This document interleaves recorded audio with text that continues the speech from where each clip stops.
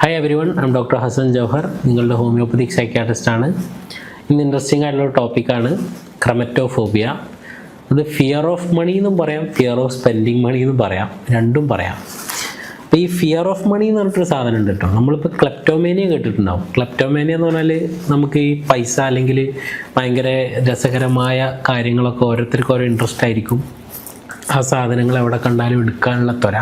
കട്ടെടുക്കുക എന്ന് പറഞ്ഞാൽ അതിനെ ഇകഴ്ത്തരുത്, അതൊരു വളരെ എന്താ പറയുക പ്രാഗൽഭ്യമുള്ള ഒരു കാര്യമാണ്. അത്തരം സാധനങ്ങൾ എവിടെ കണ്ടാലും ആരും അറിയാതെ അത് എടുക്കാൻ കഴിയാന്ന് പറയുന്നത് കള്ളൻ്റെ ആണെങ്കിൽ ഒരു കഴിവാണല്ലോ. അപ്പോൾ അത്തരം സംഗതികൾ അനുഭവിക്കുന്നത് പോലെ തന്നെ മറ്റൊരു രീതിയാണ് ഈ ക്രമറ്റോഫോബിയ. അപ്പോൾ ഈ ക്രമറ്റോഫോബിയ ശരിക്കും പറഞ്ഞാൽ ഒരു ആങ്സൈറ്റി ഡിസോർഡറിൻ്റെ ഭാഗമാണ്, ഒരു പർട്ടിക്കുലർ ടൈപ്പ് ഓഫ് ആങ്സൈറ്റി. നമുക്ക് ഈ OCD ഒക്കെ വരുന്നത് ഒബ്സസീവ് കമ്പൽസീവ് ഡിസോർഡർ എന്നൊക്കെ പറയുന്നത്.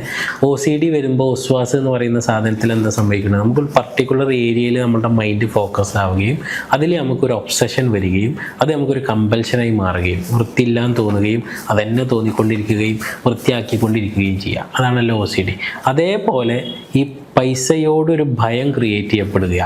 അത് 2-3 രീതിയിൽ വളരെ വിശാലമായ ഭയം ആവാം, വെറുതെ അകാരണമായ പൈസയോടുള്ളൊരു ഭയം ആവാം.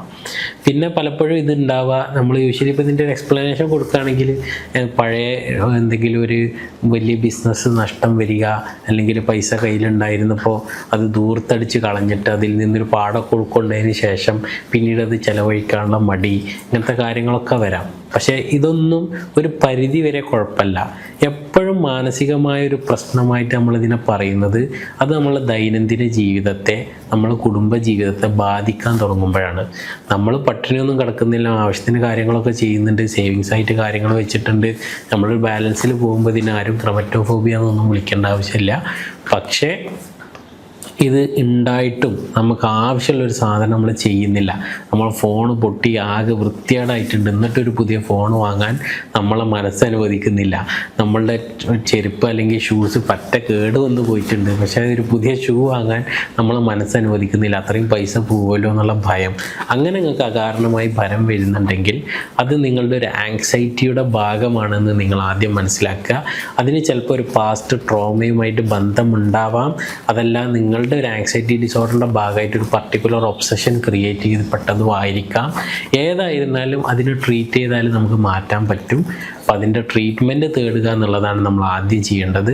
അതിൽ ചിലപ്പോൾ നമുക്ക് സൈക്കോളജിക്കലായിട്ടുള്ള കൗൺസിലിംഗ് പെർസ്പെക്റ്റീവ് ക്രിയേറ്റ് ചെയ്തിട്ട് അതിൽ നിന്ന് മൈൻഡ്ഫുൾനെസ്സൊക്കെ ക്രിയേറ്റ് ചെയ്തിട്ട് ഇന്ന് മാറി നിന്നാൽ മതി. അതിൽ CBT പോലത്തെ കാര്യങ്ങളൊക്കെ നമുക്ക് ഉപയോഗിച്ചാൽ മതി. പക്ഷെ പലപ്പോഴും നമുക്ക് ചിലപ്പോൾ മെഡിസിൻ്റെ ആവശ്യം വന്നേക്കാം.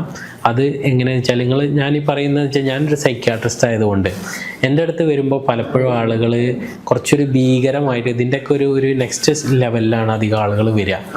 അപ്പോൾ നമ്മൾ സാധാരണ കോമൺ ആളുകളിൽ കാണുന്ന ചെറിയൊരു പിശുക്കും കൊണ്ടല്ല വരിക, ഒരു വലിയ രൂപത്തിലുള്ള അത് ജീവിതത്തെ തന്നെ വളരെ നെഗറ്റീവായിട്ട് ബാധിച്ച ഒരു സംഗതിയൊക്കെ കൊണ്ടാണ് വരിക. അപ്പം അങ്ങനെ കൊണ്ടുവരുമ്പോൾ അതിനൊക്കെ മെഡിസിൻ ആവശ്യമായിരിക്കും. കാരണം ഇതിലൊക്കെ അണ്ടർലൈങ് ആയിട്ട് വേറെ റീസൺസ് ഉണ്ടാവും. അപ്പോൾ ആ റീസൺസിനെ ക്ലിയർ ചെയ്യാതെ ഒരിക്കലും നമുക്ക് ഇതിൽ നിന്ന് രക്ഷപ്പെടാൻ കഴിയില്ല. അതുകൊണ്ടാണ് മെഡിസിൻ വേണ്ടി വരും എന്ന് പറയുന്നത് കേട്ടോ. അപ്പോൾ ഈ ഒരു ചെറിയ കാര്യത്തിന് മെഡിസിൻ കഴിക്കേണ്ട ആവശ്യമുണ്ടോ, അതിനൊക്കെ ചെറിയ കൗൺസിലിംഗ് വേണം എടുത്താൽ പോരെ, നമ്മളെന്നെ വിചാരിച്ചാൽ പോരെ എന്നൊക്കെ നിങ്ങൾക്ക് തോന്നും. പക്ഷേ എൻ്റെ അടുത്ത് വരുന്ന കേസുകൾ അങ്ങനെ ആയതുകൊണ്ടാണ്. അപ്പോൾ ഞാനെപ്പോഴും വിചാരിക്കും, ഞാൻ നോർമലായിട്ടുള്ള ആളുകളെ കാണുന്നത് പ്രയാസമുള്ള ആളുകളെയാണല്ലോ എന്ന്, മാനസികമായി ബുദ്ധിമുട്ട് അനുഭവിക്കുന്ന ആളുകളെ ആണല്ലോ എന്ന്. അപ്പോൾ ചിലപ്പോൾ ഒരു നോർമൽ കമ്മ്യൂണിറ്റിയുടെ സ്പന്ദനം എനിക്ക് ചിലപ്പോൾ അത്ര കിട്ടിക്കൊള്ളുന്നില്ല. എനിക്ക് അബ്നോർമൽ കമ്മ്യൂണിറ്റീൻ്റെ സ്പന്ദനമായിരിക്കും ചിലപ്പോൾ കൂടുതൽ കിട്ടുക. അതുകൊണ്ടായിരിക്കും ഞാൻ അങ്ങനെ പറയുന്നത്. നിങ്ങൾ ഉൾക്കൊള്ളുമല്ലോ. Okay, thank you.